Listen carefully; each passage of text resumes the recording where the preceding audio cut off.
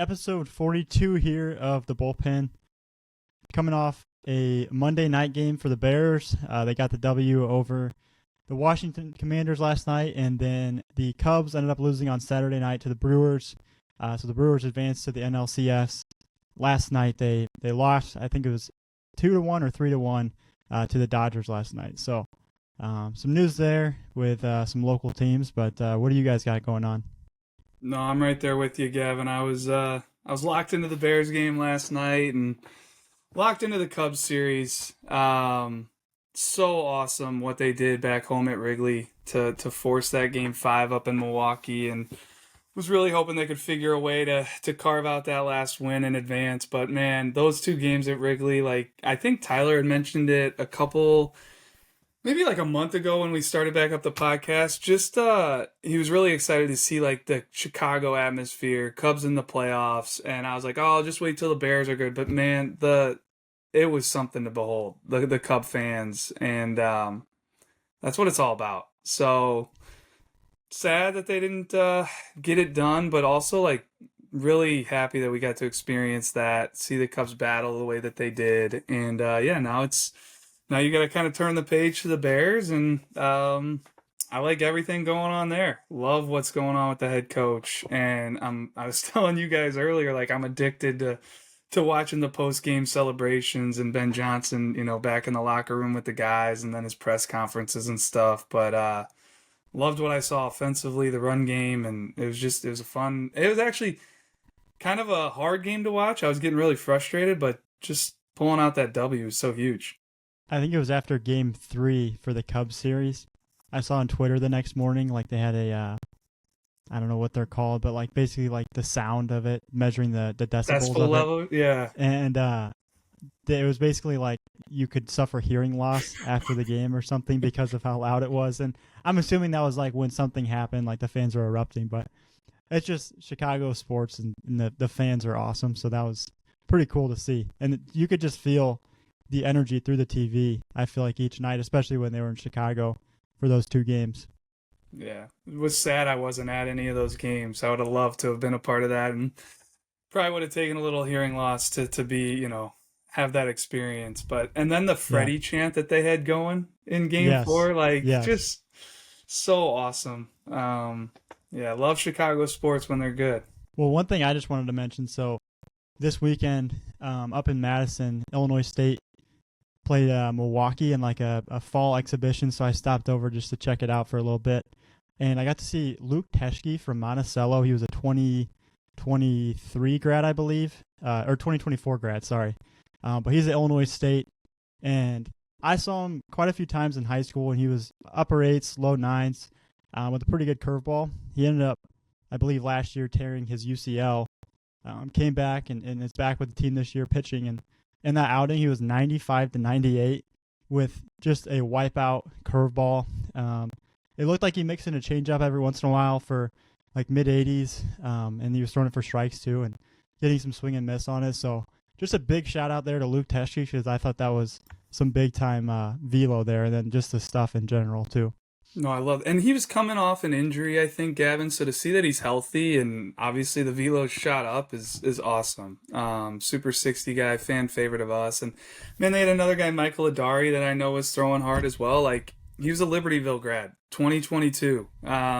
We've talked a lot about Libertyville coming off the state championship, and I think we mentioned Riley Gowans a couple weeks ago, how he was throwing really, really good for the White Sox in Double-A, and there's just another flamethrower coming out of Libertyville and Michael Adari, but that's just kind of a name to watch for Illinois State. I have no idea what kind of role he'll carve out for themselves, but just to have 2, mid to upper 90s guys on a college staff is fun to see there for the Redbirds. And then one thing before we kind of get into some local guys and some other baseball news, Tyler, I got to bring it up for you. Just give you like a minute here to maybe say one thing on it, but Penn State firing James Franklin, I think everybody kind of thought that was going to be the move there, and I think you seemed pretty happy about it too, but just had to mention it quick because I think it's kind of like the closing of what we've been talking about these past couple weeks for you. Happy is a strong word. I'll be honest, I was a James Franklin guy. I think He took the program where I never would have thought it would be when he took over. I mean, those were right in the middle of the Sandusky scandal. So, um, appreciative of where he's left the program. But yeah, it was time. It was time. You watch the product on the field, and I feel like the team had kind of quit on him, and I felt like he kind of quit on the team. Just zero emotion from the guy the past few weeks, and I think the Oregon loss definitely broke him. But yeah, it was time. But excited to see what they do next. And then, yeah, Drew, I think I saw some notes that you put in here. One being about Quinn Priester. Good outing last night for the Brewers, but what do you got on him? Well, I was happy he struggled against the Cubs when he had his outing. What was that? That would have been Game 3, I believe. Yeah. So a lot of emotions with him being a Chicago guy, throwing at Wrigley in that environment. Didn't have his best stuff, but to come out and do what he did last night. I think he went 4 scoreless and was a part of that crazy play with the bases loaded, where maybe it could have gone a little different and he gave up a run or two. But Sal Frelick there, throwing that ball into the infield and getting that force out at home. For anybody that hasn't watched that play, I mean, I know this will be airing tomorrow, so might be a little bit old news by this time, but a wild play that he was a part of. But to see him throw the ball well, 4 scoreless, happy for Quinn, because if the Brewers keep rolling, I'm sure he'll continue to get some big, huge, meaningful innings. I think you mentioned, too, that Caleb Dirkman was the only guy last night that got a hit off Snell. Well, Um, yeah, so I was, watching the Bears, but I knew the Brewers game was going on in the background, was not paying that close of attention, but kept getting notices that Blake Snell was just absolutely dominating. And to see that Caleb Durbin was the one guy who got a hit, because other than that, I think he had an absolutely flawless outing. He went 8 with 1 hit, no runs, no walks, 10 Ks. I think he was under 100 pitches there going into the 9th inning when they decided to pull him. But he had some unhittable stuff going. And yeah, Caleb Durbin, Lake Forest, we've talked about him.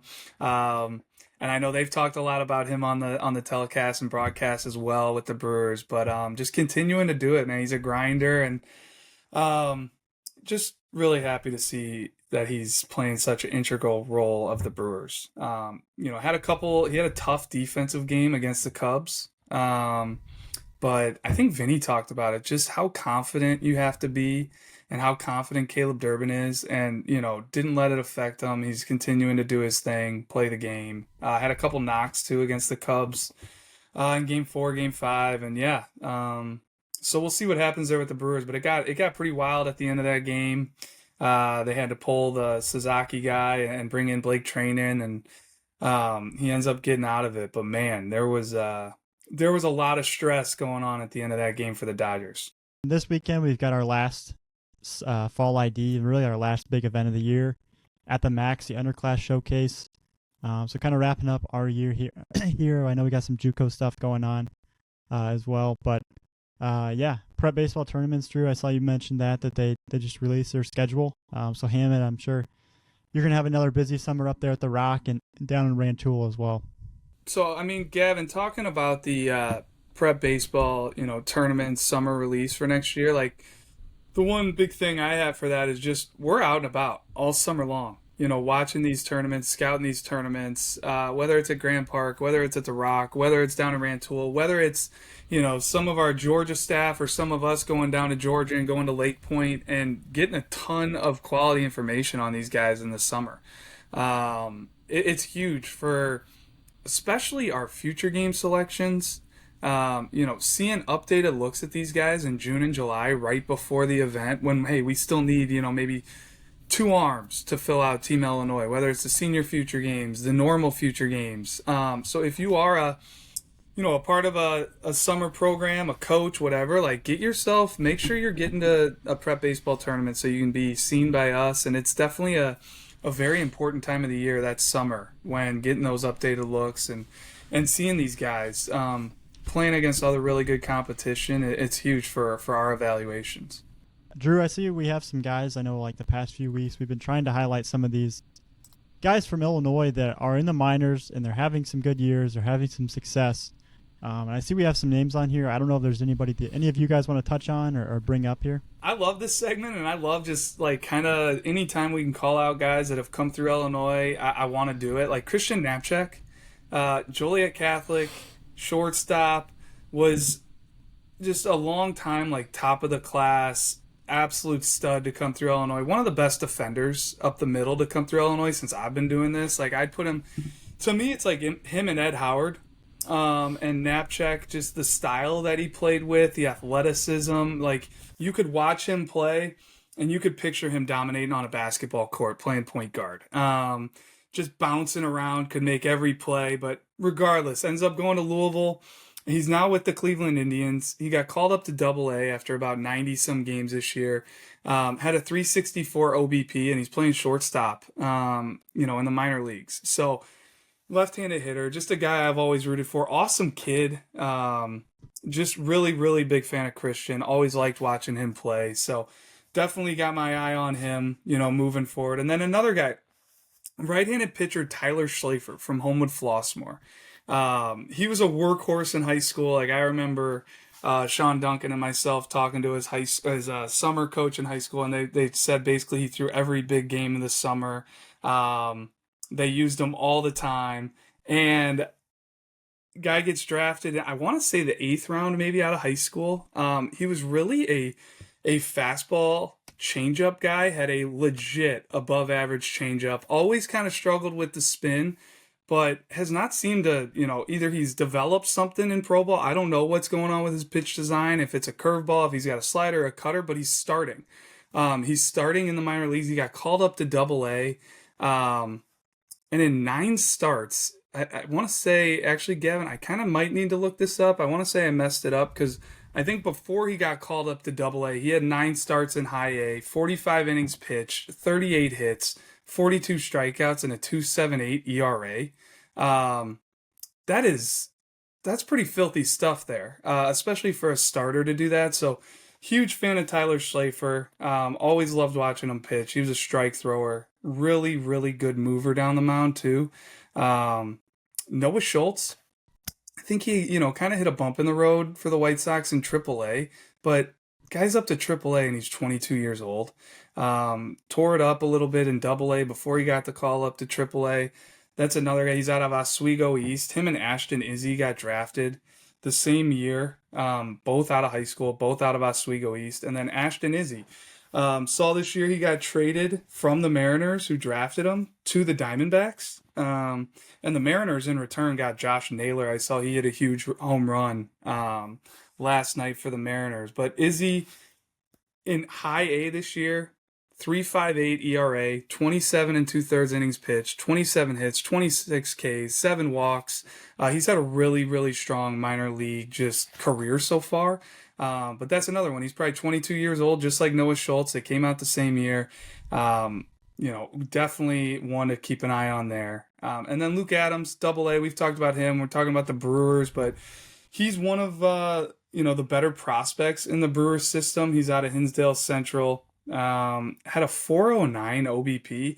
His batting average, I don't think it does it justice. He had 232, but a 409 OBP. So he's getting hit.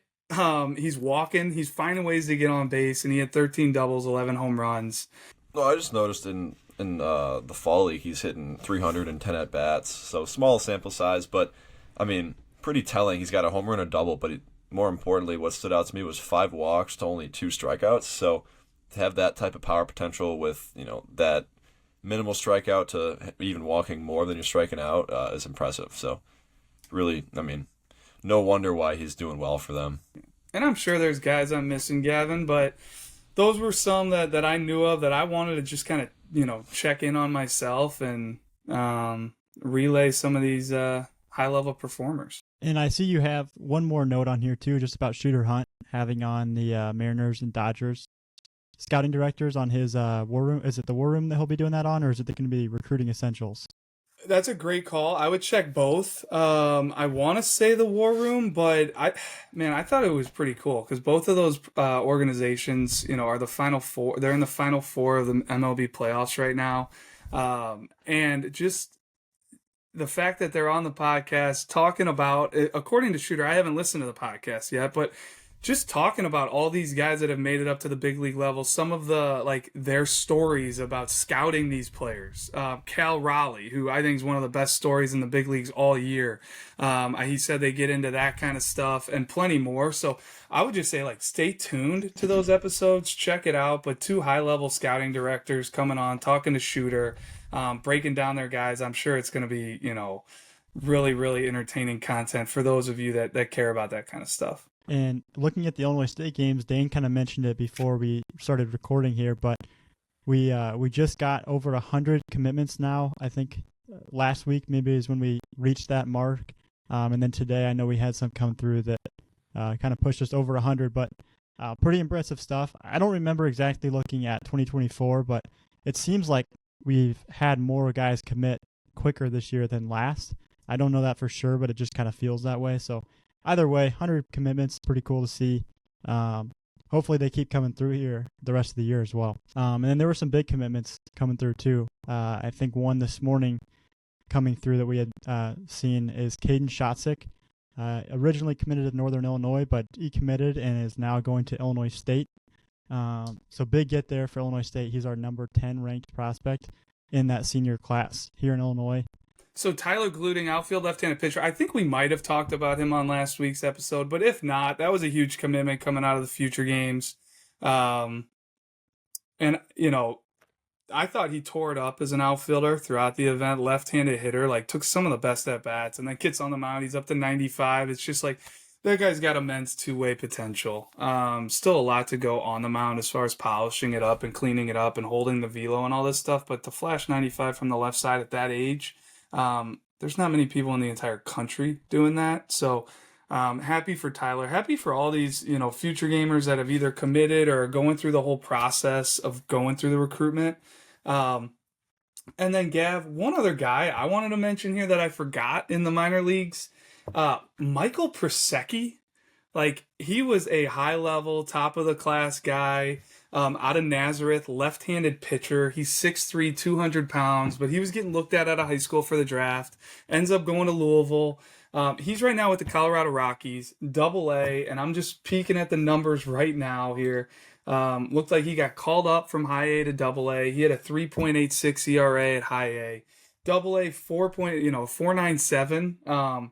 But he's a starter. Like, these guys that are, Illinois products, the Ben Hesses of the world.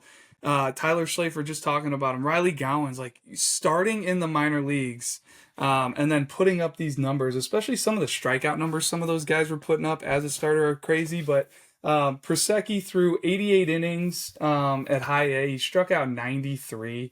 In Double A, 38 innings, only 36 hits. 34 Ks. He had a 4.97 ERA at Double-A, but just one of the smoothest, easiest movers you'll see. Like, feel free to go back, check out some of the old videos we had on him out of high school. Big fan of Michael Prosecki. That's going to be one to watch. That should only continue to get better. I think he's still pretty young. I don't know what, maybe 23, 24. Yeah, he's 24 right now. So there's probably some others I'm missing. If they pop up, I'll be sure to call them out. But Michael Prosecki, we're keeping an eye on you as well. And then just looking at some recent events that we've had, obviously throughout the fall, we've had quite a few events here in Illinois, including some junior college showcases or scout days. So I think we can kind of go around the horn here and each take a guy, talk through some players that we've seen at recent events. So I'll let you guys kind of start it off if you just want to get in on a player. It doesn't matter what event we go to here? Nah, just kind of throw it around. Let's just. All right. I'll go to Lincoln Trail. Because that was last week. Owen Strahl, freshman there from Lake Zurich, he showed some really, really loud tools. He was a 6'9" runner, but he was up to 105 miles an hour for the EV. He's always been really strong, but he averaged 99 in this round. It was the loudest round of the day. He's gotten even more physical. He was already physical in high school, but he was probably the biggest winner from me from that day. That's awesome. So Owen Strahl, Lake Zurich. It just kind of pops in my head here. These guys from Lake Zurich that just graduated and are making an impact at JUCO, like Josh Marzik. I want to say he was up to like 93, 94 at the Puma Classic.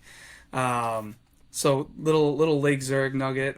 They got a new head coach up there, Derek Parola, taking over for Mike Mano. So that'll be a program that I'm excited to follow here. And I know Gavin, like you probably had some history with Coach Parola at Illinois State, but getting his first gig in the high school level, big fan of Derek and what he does and what he stands for, and excited to see what he can do there with the Lake Zurich program. Is they've got a lot of talent still coming through that program with the Carson Hamlins of the world and Alex Toth and some others. Well, I mean, Pete, you just talked about somebody from Lincoln Trail. I'm going to keep bouncing around. You guys can bounce around. We've had a busy fall. You guys have seen a ton of JUCO stuff. We've ran our 3 October events at the Max. We ran a St. Louis Fall ID. We had a Chicagoland Fall ID, but unsigned senior, and felt bad for him because at the Illinois State games, kind of tweaked the hamstring, could not participate after kind of the mini workout day that he had. But Cameron Alcan from Nazareth came to the unsigned senior. He's made an impact on that Nazareth program now for like the last 2-3 years. From all accounts, is an outstanding individual, human being, someone to root for, and just once again had a strong showing. I think he's one of the top guys on the board.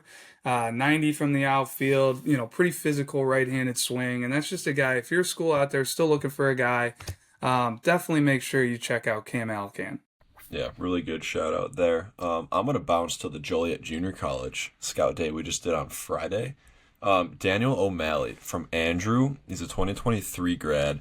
Looks like he was at St. Xavier to start off, but he was up to 91.5, 92 in his pen with big spin over 2,600 with carry traits like 18.4 IVB. Spinning a banger breaking ball too, like 2,800. Showing a slider around 2,700. It was just really loud altogether. Really dynamic 3-pitch mix. Like they're all doing something different, and they're all pretty electric. So that was a really, really loud showing. Yeah, I'll hop in here. The St. Louis Fall ID, there's a few Illinois guys that pops, but Tyler Mertens from Highland, 2028 from Highland, gave a good two-way performance. On the mound, he was up to 80-81 from the left side, and then also at the plate, he was 92.6 max EV with a max distance of 348. Really athletic actions all throughout outfield and really interesting. From that same event, right-handed pitcher Matt Morris is a 2028 from Triad. He's one of the top 2028 arms in that class. We have him ranked in our most recent update, but he's a clean mover on the mound. It's really easy. It's really loose. It's repeatable. And after the event, I was talking to Drew.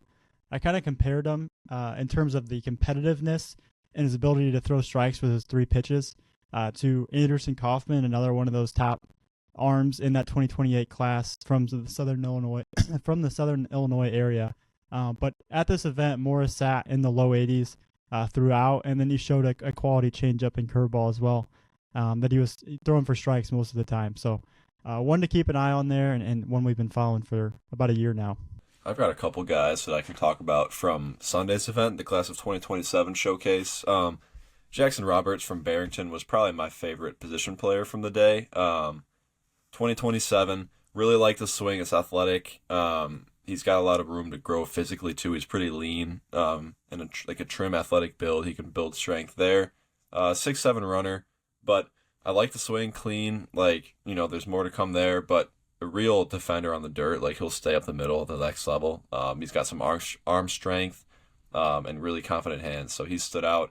And then Hunter McGrath from Lyle, another 2027.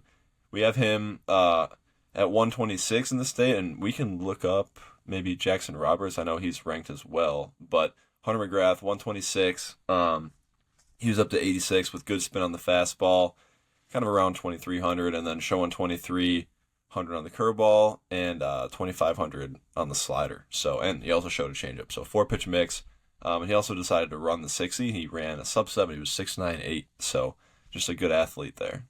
All right, well, let me get in on Augie Bugger here. St. Louis Fall ID again, another guy there that showed well. Outfielder from Triad, Coach Bugger at Triad's nephew. But really liked the left-handed swing. It was really easy, and it was repeatable. He hit a homer to the right field side during his round of BP. 90-mile-an-hour max EV, and just like the frame, again, just a loose, easy swing that I think will continue to get better.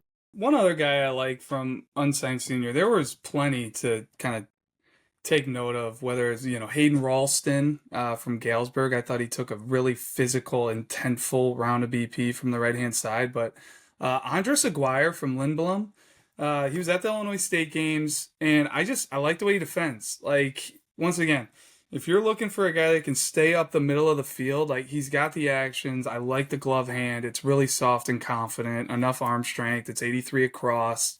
And it's a, barrel control, line drive type of guy at the plate. That was one that just stood out for me. It's hard, in the Midwest, like, it's hard to find guys that can truly play up the middle of the infield. And then especially when you're looking at that 2026 class, going into their final fall, like guys that are still available, I think he's got to be a guy to take note of if you're still looking for an infielder. Yeah, Drew, you've liked him for a long time. I remember seeing him, was that probably the Lockport ID? It was one He's of the... been to a couple, I give him some credit, yeah. Yeah, the very first time we saw him was one of the Bow Domes, and I remember you talking about him, really liking him on the dirt, so... And for him, like, he's just one of those guys that as he gets older and he gets stronger, more physically advanced, it's only going to help his overall game. Like, I think he's still pretty far away from where he's going to be. And that strength's only going to, make it a little more impactful with the bat. He's a 7.10 runner. So, like, he's getting pretty close there to being that sub-7 type guy. But he ranges really well. Like, he's got a lot of body control on the move, and he's got some fluidity to him. So just, one guy to call out there from the unsigned senior. I'll hop in on Jacob Becker really fast. Jacob's kid, and he's a 2027. He just took a really good round of BP at the class of 2027 showcase. Was all over the barrel, like with some hard lifted contact at times and line drives, like average in the 90s. It was just a round that I felt like I had to mention. Kind of sticking on that similar trend then there, Pete. Troy Neff was an infielder from, I think he told me it's actually Gibbo Catholic. I think we've been pronouncing it Gibalt or Gibalt, but he was talking to me, and I think it's Gibbo Catholic. But he's a 2027, just a quality round of BP at the St. Louis Fall ID, consistent on the barrel, 90 mile an hour max EV, and then he averaged 85 miles an hour. One other guy from unsigned senior, just looking at some traits here, and a guy that I wasn't very familiar with, just like raise my hand. Jonathan, and I hope I'm pronouncing it right, but Jonathan Chance from St. Viator. It's actually Tschanz. He ran a 6.86, and it's a physical bat, like 352 max distance, 95.9 max exit velocity. So to find a guy that runs like that has a little middle order type of thump to him. And then, too, you watch the swing, and it's really balanced. It's really simple. Lets the ball travel. Like, he's not jumping out to get it. He's not trying to, everything he's got in the swing and hitting everything pull side. Like, it looks like a very polished, mature type of approach. I'll hop in there as well for unsigned senior. Another physical left-handed bat from the outfield, Aiden Wilden from Caneland. Another guy ran a 6.86. Once again, physical left-handed bat. Average 95.3 exit velocity, max out at 98.4. Really physical outfielder to keep an eye on in that 26 class. All right, and then kind of our favorite segment here the past couple weeks. Let's get into the hot list wheel and see what we got. We got 5 topics left, so we might need to start adding some more to our list here. But here we're going to go with the biggest jump of 2025 is our topic this week. So I think we can go any class, but the prospect that made the biggest jump in 2025. Man, I'm just going to start this off, and I can choose another guy, but we were talking about him on some of our calls, and the guy I'm going to throw out there is right-handed hitter, right-handed pitcher, Jason Phillips.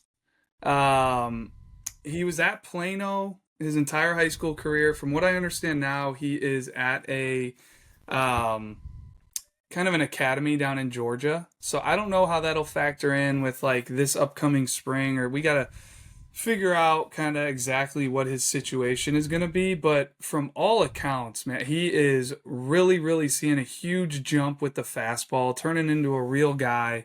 Looks like he moves very for how big he is, moves really well down the mound, really controlled, and it's easy velo, like low 90s now from everything that's coming out. And he's always had a ton of bat speed at the plate, but made a huge jump there, kind of going from like that mid to upper 80s into like now sitting low 90s, and he's uncommitted. So that is a guy that I would definitely pay a ton of attention to if I was a college coach, who just keeps making jumps and really stands out to me just because a lot of the stuff that's been coming out on him was this fall as well. But I'll circle back. That was one that just popped up. I'm going to do some digging, see if I can find another guy to mention as well.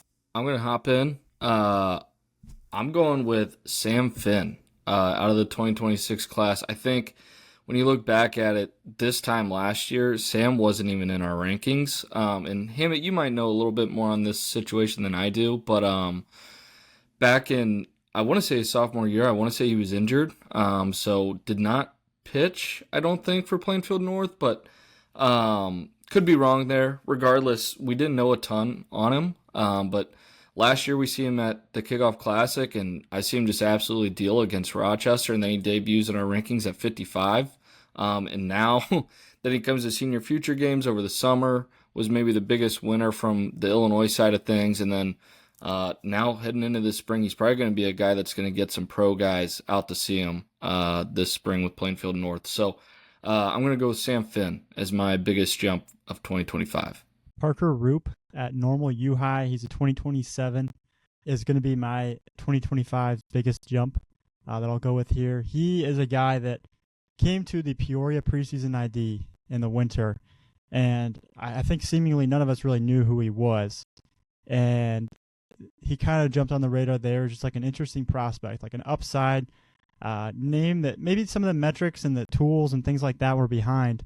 But just physically, he looked the part, the left-handed swing, and then he's come to two other events since then. One being the Central Illinois Summer ID and then the Illinois State games. And it seems like if you just look at his metrics, everything's continuing to tick up. The speed's getting better. Defensively, he's getting better. I did see him in the spring, and I was impressed by him in the spring for U-High. But he's just a name that seems like everything's starting to kind of click for him. And I think next year, I think it's only going to continue to get better because you just look at him, he's kind of got that baby face. The build still has a lot of room to develop. And then on September 28th, he committed to Belmont, is what we have in his profile. So just a big year for Parker Roop there out of normal U-High. I'm going to go with Trey Cole. Trey, he started in the hundreds in the last update, pops up to 44 in the newest update. This is a guy I saw in the spring, I believe, in super sectionals against Triad. He came out of the pen. He was pumping 91, a little bit wild, but it was very noteworthy. And then he goes on into, I think, Grand Park, and he has a big performance there in front of the Indiana staff. Big enough for us to invite him to senior future games. He excels there once again. And then a week later, he comes to Illinois State games, and he has the max fastball for the entire event at 93.4. Very loud stuff from Trey Cole. Athletic actions on the mound. Very interesting pitcher to keep an eye on, who's still uncommitted in that 26 class. I'm going to get in with a recent commit, William Houston from Stag, 2026, going to SIUE. He's one that we've liked for a while, just like he was one that we were dreaming on, basically. I mean, he's 6 foot 150, really young look, always moved really well. We saw him in 2024, he was 85. Now he's bumping 91 at the state games. So, I mean, it's no surprise with just the way the arm works and how he moves down the mound. But, yeah, I mean, he's made a big jump, and he's nowhere near, like, his ceiling and what he's going to be. This might be my favorite segment so far, Gavin, as far as the topics, because, like, there's so many guys to choose from. As I'm looking through my list here, I wrote down about 6 guys that I want to talk, like James Fiegelson, I love that. Anthony Chavez at Mount Carmel. Like, we were always intrigued by the bat, and I thought it was very interesting, like gap-to-gap, middle-of-the-order guy, but I thought it just took on a whole new level. For Mount Carmel late this spring into the summer, carried it over to the senior future games, and then Illinois State games, committed to Illinois, And it's, now I think it's one of the top left-handed bats in the state. Maybe to some it's long been that, and we were late to the party, but at least what he did in front of us was super impressive all year. Another guy I wanted, like Mickey Lotus. What he did this year is unbelievable. Didn't start for St. Lawrence in 2024. Starts for St. Lawrence this year. Has one of the top batting averages in the state. Makes all state for us. And just is such a gamer. Top of the order. Like fits perfectly as a leadoff hitter. Can do it all as far as just bunt, hit, run, play some defense. Big fan of Mickey Lotus. He continues to get better. And then, I mean, Gav, this might be one of your biggest Central Illinois favorites down there, but Traxton Roberts, what he did this year, outstanding. Made a huge jump velo-wise, and then just like performed at the highest stages, biggest stages, highest levels, all summer. Commits to Kentucky. He's our most valuable pitcher at the state games. Another one that I thought took a huge jump this year, and I credit his high school coach, but Anthony Cardilano, center fielder at Brother Rice. When we saw him, I think Tyler saw him, I saw him a couple times, and just plays with his hair on fire. He's a football player out there playing baseball. Like everything he does is 100%. The way he runs the bases, the way he attacks fly balls. He ends up breaking his arm in high school before the playoff run for Brother Rice. They still make it to state. That certainly impacted their program. But Coach McBride long was telling me, like, hey, you guys are too low on Cardilano. You got to see this guy. Like, you guys got to make sure you watch him. And, and then I think Cardilano's back playing this fall and, seems to be healthy. But that's a guy that I just think for, schools looking for a 2027 out there who missed their summer. Anthony Cardilano, keep an eye on him, take a look at him. But those were just a few that just briefly going through our list. I was like, I want to shout these guys out. Yeah, I got a handful of guys that I could talk about as well. Two of them are actually back-to-back in the rankings. Dominic Batista just has really turned himself into a guy. Like, just keeps getting more physical. Like, the bat is really starting to, like, stand out. I mean, he could always go get it in the outfield. It was always really interesting, but he's starting to get some juice in that bat to where he's a real guy. Like, pros should be looking at him next year for sure. And then right behind him, Gavin Swartz. I think he proved a lot to our staff that he can be a guy that'll lead that pitching staff, because that was like a question mark we had losing Eberle. It's like, yeah, Swartz has all the talent in the world, but is he a guy that dominates high school right now? Just with like the polish, and can he throw strikes? And he proved that he could. So he'll be a huge piece for them going into this coming spring. And then one more guy, obviously Caden Shotzik. I mean, that dude just made a huge jump. Or maybe it wasn't, like, maybe we were just late to the party, but like from what he showed us from the last time we saw him to the state games and then beyond at Grand Park, like that dude, I mean, it showed when we reflected it in the rankings when we rose him 30 spots to number 10. Now he's committed to Illinois State, but I mean, like, really, really, really interesting on the mound, like power arm, and the bat, obviously, like, the dude just rakes, and it's loud, and she's kind of a freak, like, and he's kind of he might have always been that way, but like, man, it really stood out to us on both sides of the ball. No, it's everything he does is loud. Yeah. The way he swings the bat and the EVs he gets, and I think there's so much more to come with him from a polish, from a baseball standpoint. And another guy like Cole Brent, that's sticking on like this Central Illinois, like Normal Uhi. You mentioned Parker Roop. Man, Cole Brent to me just continues to get better. Prove it to us. I think we currently have him. I don't mind saying that, like, we do the rankings and we update them a couple times a year. Like, we will be wrong at times. We don't try to be, but like, that's a guy that probably needs to be higher. After everything we saw this summer and then continuing into the fall, like Cole Brent, you really break down his numbers, what he does, left-handed hitter, like he's got juice, he can really run. I'm a big fan of Cole Brent, and I think there's a lot more to even tap in there with him as well. And then we can round this out with our Illinois State scouting reports this week. We will go with the outfield group. So we'll start with 26s, then 27s, and then 28s. But I can just get in here really quick with my guy if you want. Ty Springer from Sacred Heart Griffin. He's a 2026, obviously. Committed to Lincoln Land after the event, but just an athlete. ran a 6.79 60 time. He's a right-handed hitter that was kind of barreling the ball to the pole side throughout that event. Maxed out at 95.5 and then averaged 89.7. And he can stick on the outfield too, or in the outfield too. He's just an athlete. And a name that I know, Dane, you got to see them quite a bit in the spring, and I know you were a fan there of Ty Springer. I'm going to state this. I feel like Pete felt last week. You took my pick there, so I have to go back and look around. So I felt like Pete there, but yeah, I'll have to be a little later in this round. Then. Well, and for those that maybe like don't listen in on every episode, like we rolled out the Illinois State games, rolled out a long analysis of each position, broke it down by class, and a lot gets lost in the shuffle. So just drawing some attention to some guys that maybe we have some, we saw personally at the event, or maybe they didn't get ranked. And look, there's a ton of good players at the state games. So just because a guy doesn't make the top 15 outfielders doesn't mean he's not a good prospect. One guy that fell through the cracks a little bit because he did not take outfield, or at least he didn't throw from the outfield during the workout for me, was Quinn Roberts, DePaul College Prep.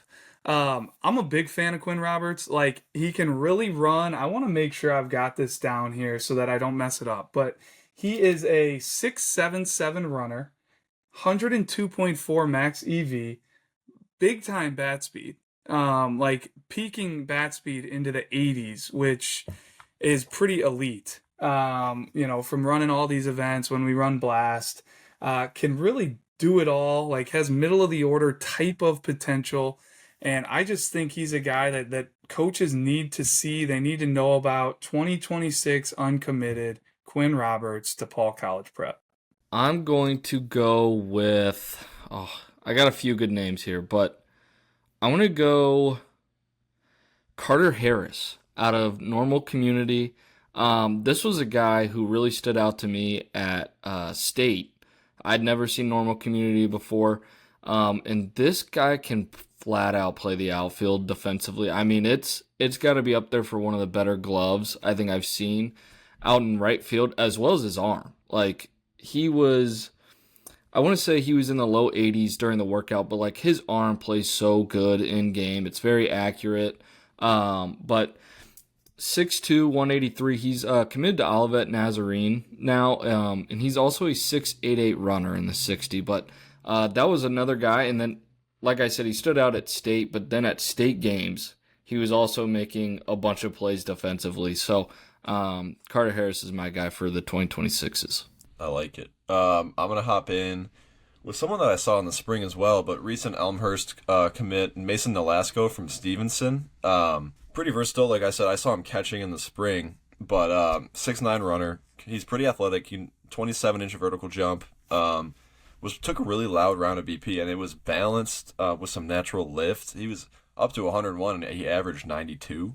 So just a pretty eye-opening showing for me personally at the state games, and one that needs to be mentioned for sure. I go with Clancy Rogers. He's a guy that I saw over this summer up at the Rock, and he continued to perform. And when it comes to state games, and he has a max EV of 101. He has 88 mile per hour throw from the outfield. Just a very physical bat out of Glenbrook South. It was a 2026 that's still uncommitted to keep an eye on. All right, and then let's look at the 27s now. I'm not going to go first. I'll just take the last spot here. But Tyler, you want? Yeah, go for it, Ty. I'm going to take Easton DiBernardi. I wanted to get in here quick because I was afraid this was going to be like Dane's guy here at Marquette Academy. But DiBernardi, a big state games for us, honestly. He now is in our rankings at number 73, but 5'11", 170. Left-handed hitter that performed in game for me, at least on my field. 99 mile an hour max EV during the workout with a 91.7 average. He's 89 from the outfield and a 701 runner in the 60. So this is a guy I've kind of just got my eyes on as we move into the winter. Hopefully we'll see him this winter. And then in the spring, I mean, he's got to be one of the main guys that we're going to be looking at when we go see Marquette this spring. I'll hop in here if you guys are going to let me go. I'll take Nathan Clucker from Triad. Big fan of his swing. It's really easy and controlled with strength. He was up to 100 miles an hour for the EV, average 93. And he can run a little bit, so probably a corner outfield profile with a 7-1 and the 60. But he's got a solid arm as well. But yeah, just really like the swing there. I think he's going to hit. Yeah, I'm gonna go with the guy that performed well on my field during the playing portion of it, and that's Chase Golding. During the workout portion, he had a 100-mile-per-hour max EV with a 356 foot max batted ball distance. But during the game, he was consistently on the barrel. Really showed interesting bat traits. Also looked good on the mound as well, but we're just talking about outfielders, so stick there. Drew, it looks like he may have taken yours. I was definitely eyeing Chase Golding because I remember him performing really well during the gameplay. And you watch the swing, it looks like he's got strong hands. It's a pretty direct, balanced swing. So no, I'll go down the list here. Just bear with me because the guy I'm gonna choose is outfielder, left-handed pitcher Nate Kaminsky. And one of the reasons was like, this Lincoln Way East 2027 class is really, really deep. And he's just another one that you can kind of put in there as far as what Lincoln Way East has to look forward to moving forward. But left-handed hitter, 6'9" runner, middle of the field approach, pretty good hands here from what I'm watching on video. I like what Lincoln Way East has going there in that 27 class, especially building off what they did this spring. And yeah, that's a guy to keep an eye on. So Ashton Miner is a 2027 from Newman Central Catholic, and he is a name that I've just liked the past couple of years with seeing Newman at state. And he catches for them too. I believe he's a catcher outfielder, but it looks like at this he was just there for outfield. But he is a strong right-handed hitter, just kind of a shorter, stockier frame, but he's got strength in it. And he topped out at 96 miles an hour with his EV, and then averaged 89.4 off the bat. But just a strong right-handed bat there in the 2027 class. And looking over at 28s now, I'll let whoever wants to get in there first. Go ahead. Okay. I mean, I can get in there. I don't want to take it, but Pete, go ahead. No, let's let Dane go. Dane, go ahead. All right. Unless it's my guy, unless it's my person, then I'm gonna go. I already know it's gonna be yours. It's gonna be I'm gonna go with this 2028. I'm gonna go Trey Haraski from from O'Fallon. This is a kid I saw during spring. He got varsity playing time as a freshman for a top 25 team pretty much for the entire season in the spring. And then he comes to state games and puts up a 93 max EV, but also had a 6.83 runner, 83 outfield velo. Really like a game. He's a gamer. I know what he can do. Was able to get to see him in fall down in Georgia as well. But he's a guy that continues to perform in front of our staff. All right, I'm never doing that again because that was mine. So I'm gonna take Josh Wimette from Carmel. I just like. I mean, he's a two-way, but the bat, I mean, has been showing really well for us, especially on our circuit. Like Tyler, we had him at the Super Sophomore game. Obviously, we've talked about it before. He was one of our best hitters there. It looks like he did a lot of the same at the state games. Where his workout was really good. Up to 88 from the outfield, so a ton of arm strength. Max distance of 370, and up to 96 for the EV. So good for Josh. Love the Wimette shout out there. I feel like this 28 class in general with the outfielders, at least from this event, I feel like we're just an overall really good crop. Like there were a bunch of names I had written down that I could have went here. But I'm going to go with Tyler Manning out of Geneva. At this event, like I felt like there was a ton to dream on. 6'2", 178, levers, performed in game for me. Like how it looks in the box. But that's just a guy in Geneva's got some really exciting young guys. Just in the 27 class, they've got Mason Breach and Noah Hallahan. And now you add in a Tyler Manning into the mix for the 2028 class. I feel like that's another team just to watch going into the spring. I'll get in here, Drew, I guess. I'm going to go Ryan Pipkins from Champaign Central. I would have been shocked if not. Yeah. Sorry to butt in on that, Gavin, No, but you're yeah, good. I would have put a lot of money on that one. Yeah, he's just a guy that I think over the past couple of years just continually gets better. He was down at JFG's last summer in Georgia, but I really like him as a two-way, but here we're talking about him as an outfielder. His left-handed bat is just really loose and easy. It looks like he's consistently on the barrel when you look back at the metrics for the most part. But at the state games, 97 mile an hour max EV, just a strong left-handed hitter, and he's an athlete too, running a 6.79 at that event. So just a name that I feel like continues to get better. It looks like he's got a lot left in the frame to develop physically. So Ryan Pipkins right here. No, I love that call out. And Pipkins is it's crazy he's a 2028 because I feel like we have so much history on him already. Just from the junior future games and the super sophomore games, and every time we watch him, he performs. So looking forward to him keeping that up throughout his high school career. But you mentioned his athleticism. I got two guys here. I waited till the end. I'm going last. But Johan Lawson from York, 6'6", 6'7" runner. And he's a thoroughbred, like 6'2", 180, really looks the part. Has some strength in the swing as well. He had a 96 mile an hour exit velocity, 322 max distance. And he's a long way from where he's going to be as a baseball player, but he's got the tools. And he's one that I'm definitely going to follow moving forward. And then another one that I really like and stood out with some loud tools as well was Caleb Meese, Wheaton Warrenville South. He seems to always hit in game.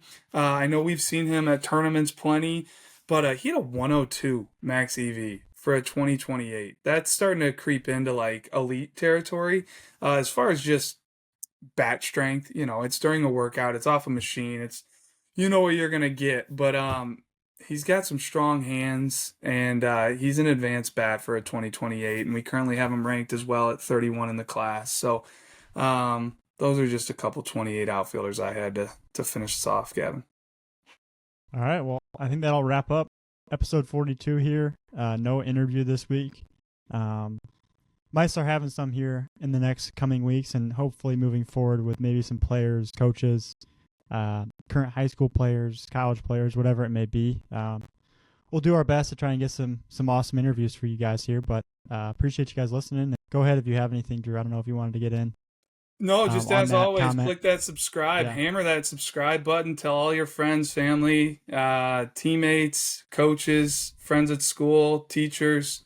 Check out the Bullpen podcast, hit subscribe. We really appreciate it. We appreciate all the listeners. So until next week.